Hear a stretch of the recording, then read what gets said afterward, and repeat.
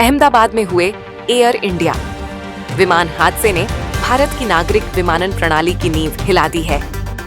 हादसे में जान गंवाने वाले 270 यात्रियों के परिजन अभी तक शोक में डूबे हैं और इसी बीच एक के बाद एक खुलासे यह बता रहे हैं कि यह सिर्फ एक तकनीकी त्रासदी नहीं बल्कि एक सिस्टमैटिक विफलता थी, जहां ऊपर से नीचे तक जिम्मेदारियां कुचली गईं, नजरें फेर ली गईं और नियमों को ताक पर रखकर यात्रियों की जिंदगियों के साथ समझौता किया गया।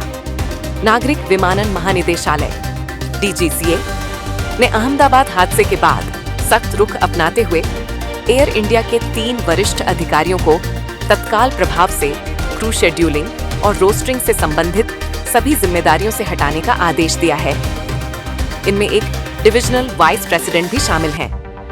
DGCA ने एयर इंडिया से कहा है कि इन अधिकारियों के खिलाफ अनुशासनात्मक कार्रवाई जल्द शुरू की जाए और 10 दिन के भीतर विस्तृत रिपोर्ट प्रस्तुत की जाए। शेड्यूलिंग में खतरनाक लापरवाही DGCA की जांच रिपोर्ट बताती है कि एयर इंडिया ने RMS से CE प्रणाली में बदलाव के दौरान चालक दल की रोस्टरिंग और उड़ान संचालन में गंभीर लापरवाही की।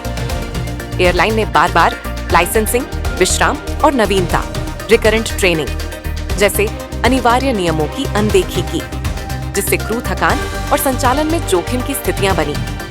ये लापरवाही न केवल एयरलाइन के भीतर जवाबदेही की कमी को उजागर करती है, बल्कि यह भी दर्शाती है कि सुरक्षा के मूल सिद्धांतों को भी नजरअंदाज किया गया। समीक्षा में पाया गया कि क्रू को बिना उपयुक्त प्रशिक्षण और आवश्यक लाइसेंसिंग के साथ उड़ानों पर भेजा गया। कुछ मामलों में तो ड्यूटी घंटे की सीमा को भी पार किया गया, जैसे 16 और 17 मई को बेंगलुरु से लंदन की 2 उड़ानों AI 133 ने 10 घंटे की तय सीमा को लांघ दिया। इस गंभीर उल्लंघन पर DGCA ने एयर इंडिया के अकाउंटेबल मैनेजर को कारण बताओ नोटिस जारी करते हुए पूछा है कि उनके खिलाफ प्रवर्तन कार्रवाई क्यों न शुरू की जाए। DGCA के सख्त आदेशों के बाद एयर इंडिया ने सफाई में कहा कि उसने सभी निर्देशों को स्वीकार कर लिया है और उन्हें लागू कर दिया गया है।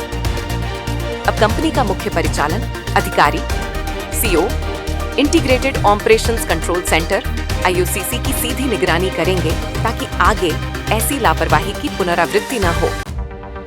इस पूरे घटनाक्रम के पीछे सबसे हृदय विदारक सच्चाई ये है कि अहमदाबाद हादसे में जान गंवाने वाले 270 लोगों में से 215 मृतकों की अब तक DNA के जरिए पहचान की जा सकी है और इनमें से 119 शव उनके परिजनों को सौंपे गए हैं। इनमें 149 भारतीय, 32 ब्रिटिश, 7 पुर्तगाली और 1 कनाडाई नागरिक शामिल हैं। 7 शव ऐसे भी हैं जो हादसे के वक्त जमीन पर मौजूद थे।